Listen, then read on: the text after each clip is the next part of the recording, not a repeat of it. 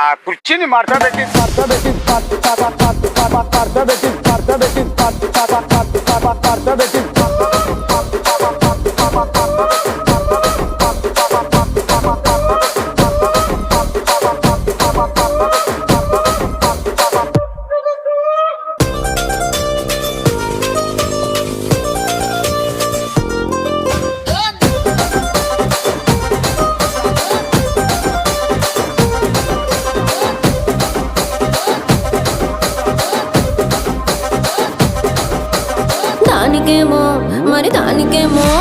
దానికేమో మేకలిస్తివి, మరి నాకేమో సన్న బియ్యం నువ్వు కలిస్తివి.